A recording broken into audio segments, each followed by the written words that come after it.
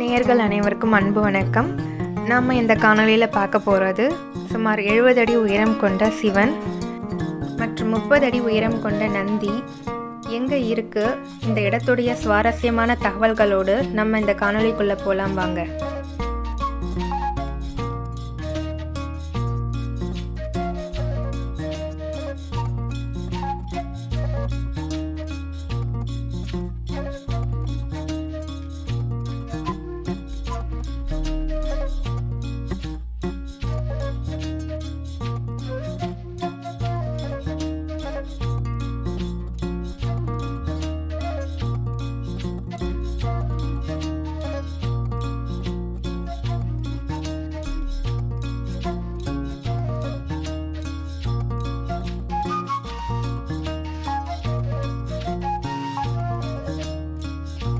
நீங்கள் இப்போ பார்த்துக்கிட்டு இருக்கிறது இந்த இடத்துடைய மெயின் என்ட்ரன்ஸ்.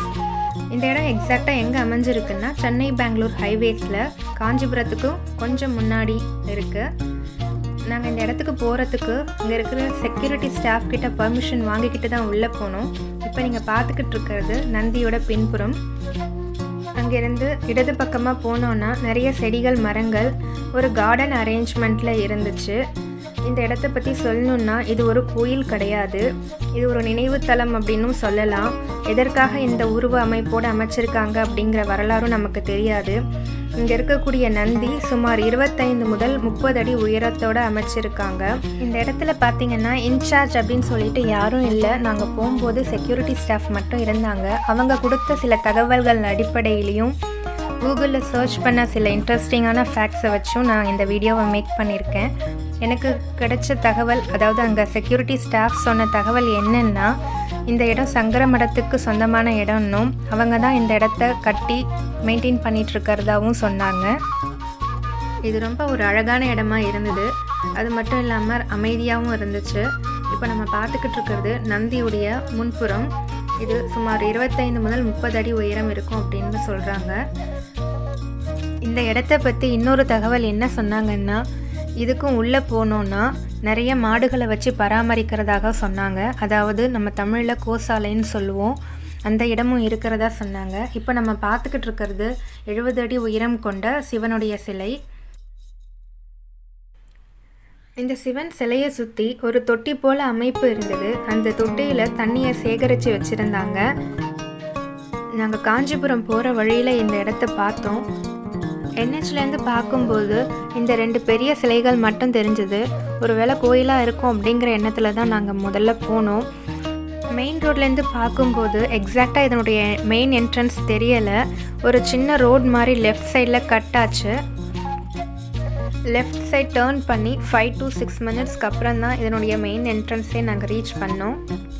இந்த இடத்தோட எக்ஸாக்ட் லொக்கேஷன் சொல்லணுன்னா காஞ்சிபுரத்துக்கும் ஜஸ்ட் 10 மினிட்ஸ் பிஃபோரில் இருக்கக்கூடிய இடம் இது.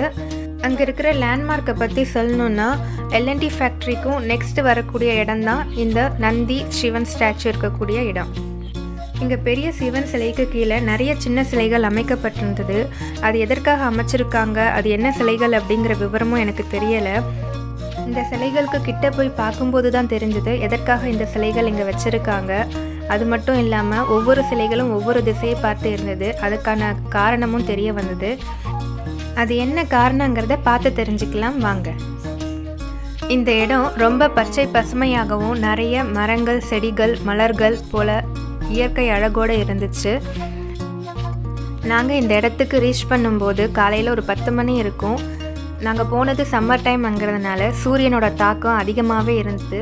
நம்ம இப்போ பார்த்துக்கிட்டு இருக்கிறது சிவனுடைய பின்புறம். நம்ம இந்த காட்சியை கொஞ்சம் ஜூம் பண்ணி பார்த்தோன்னா சிவன் உச்சியில் சூரியன் இருக்கிற மாதிரியும், அதாவது சிவன் உச்சியிலேருந்து சூரியன் உதிக்கிற மாதிரியும் ரொம்ப பிரம்மாண்டமாகவும் பிரமிப்பாகவும் இருந்துச்சு. அதே சமயம் ரொம்ப ஆச்சரியமாகவும் இருந்தது. நம்ம இங்கே சுற்றி வர்றதுக்கு படிகள் போன வடிவமைப்பு இல்லை. படிகளுக்கு பதிலாக கொஞ்சம் இன்க்ளைன்டு ஸ்மூத் சர்ஃபேஸ் மாதிரி இருந்தது. இந்த மாதிரி வடிவமைப்போடு இருக்கிறதுனால வயதானவங்க வந்தாலும் இங்கே ஏறுறதுக்கு கொஞ்சம் சுலபமாக இருக்கும் அப்படின்னு நினைக்கிறேன்.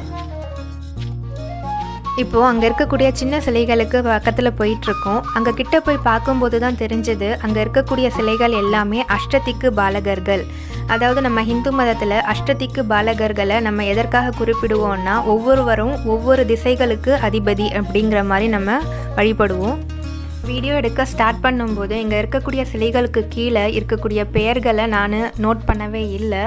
நான் ஜஸ்ட் வீடியோ மட்டும் எடுக்க ஆரம்பிச்சிட்டேன். அதுக்கப்புறம் ஒரு கட்டத்தில் பார்க்கும்போது தான் தெரிஞ்சது ஒவ்வொரு சிலைகளுக்கு கீழேயும் அந்த சிலையோட அதாவது அந்த இறைவனோட பெயர்கள் பொருத்தப்பட்டிருந்துச்சு. நீங்கள் பார்க்கலாம். இது வந்து ஈசானன், இவங்க வடகிழக்கோட அதிபதி. அடுத்து நம்ம பார்க்குறது இந்திரன், இவங்க கிழக்கு திசைக்கான அதிபதி. இப்போ நம்ம பார்த்துட்டு இருக்கிறது அக்னி தேவர், இவர் வந்து சவுத் ஈஸ்டுக்கான அதிபதி, அதாவது தென்கிழக்கு.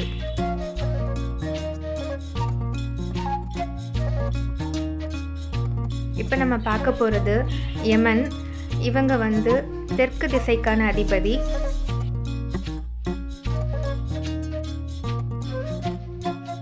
இந்த இறைவனுடைய பெயர் நைருதி, இவங்க சவுத் வெஸ்டுக்கான அதிபதி, தென்மேற்கு. இந்த இறைவனுடைய பெயர் வர்ணன் குறிப்பிட்டிருந்தாங்க. இவர் வந்து மேற்கு திசைக்கான அதிபதி. அங்கே இருக்கக்கூடிய அஷ்டதிக்கு பாலகர்களையும் வீடியோ எடுத்தாச்சு. ஆனால் வீடியோ எடுக்க ஆரம்பித்த போது முதல் 2 பாலகர்கள் அதாவது வாயு மற்றும் குபேரனை சரியாக ஃபோக்கஸ் பண்ணல. அப்படிங்கிறதுனால அவங்க 2 பேரும் சுற்றி வரும்போது அவங்க 2 பேரையும் மட்டும் மறுபடியும் எடுத்தேன். நம்ம பல கோயில்கள்லேயும் பல இடங்கள்லேயும் நவ கிரகங்களை வழிபடுறோம். நவ கிரகங்களுக்கு சிலை வச்சு பார்த்துருப்போம். ஆனால் நான் இப்போ தான் முதல் முறையாக திசைகளுக்கான அதிபதி அதாவது அஷ்டதிக்கு பாலகர்களுக்கு சிலை இருக்கிறத பார்க்குறேன். எனக்கு ஒரு புது எக்ஸ்பீரியன்ஸாக இருந்துச்சு. இந்த காணொலியை பார்த்துட்ருக்க பல நண்பர்கள் மற்ற இடங்களில் இல்லை சில இடங்களில் அஷ்டதிக்கு பாலகர்களுக்கு சிலை வச்சு வழிபடுற முறையும் பார்த்துருக்க வாய்ப்புகள் இருக்குது. அப்படி நீங்கள் பார்த்துருக்கீங்கன்னா எந்த இடத்துல பார்த்தீங்க, அதனுடைய சிறப்பு அம்சங்கள் குறித்து கமெண்ட் செக்ஷனில் மறக்காமல் ரெஜிஸ்டர் பண்ணுங்கள். இந்த இடத்துல இருக்கக்கூடிய முக்கியமான சிலைகளை பற்றியும் அதனுடைய சுவாரஸ்யமான தகவல்கள் பற்றியும் தெரிஞ்சுக்கிட்டீங்கன்னு நினைக்கிறேன். நீங்கள் இந்த இடத்துக்கு போனீங்கன்னா மாலை நேரமாகவோ இல்லை வெயில் இல்லாத நேரமாகவோ பிளான் பண்ணி போங்க. ரொம்ப அழகான இடமா இருந்தது. பச்சை பசுமையாகவும் கிளிகள் குருவிகளோட சத்தத்தோடையும் ரொம்ப அமைதியாகவும் இருந்துச்சு. நல்ல ஒரு மைண்ட் ரிலாக்ஸேஷனாகவும் நியூ எக்ஸ்பீரியன்ஸாகவும் நான் ஃபீல் பண்ணேன். அது மட்டும் இல்லாமல் இதுக்கு உள்ளே வந்து கோசாலை இருக்கிறதா நான் உங்கள்கிட்ட முன்னாடியே குறிப்பிட்டிருந்தேன். நம்ம அங்கே போகிறதுக்கெல்லாம் அனுமதி அவங்க கொடுக்கல. நம்ம இந்த இடத்துக்கு வந்தோன்னா இப்போ பார்த்த இந்த குறிப்பிட்ட இடத்துக்கு மட்டுமே அவங்க பர்மிஷன் கொடுக்குறாங்க. ஸோ அதையும் ஃபோக்கஸ் பண்ணிவிட்டு வாங்க. இந்த காணொலி உங்கள் எல்லாருக்கும் பிடிச்சிருக்குன்னு நினைக்கிறேன். மற்றும் ஒரு காணொலியில் இன்னும் சுவாரஸ்யமான தகவல்களோடு சந்திக்கிறேன். நன்றி, வணக்கம். தேங்க்யூ ஃபார் வாட்சிங்.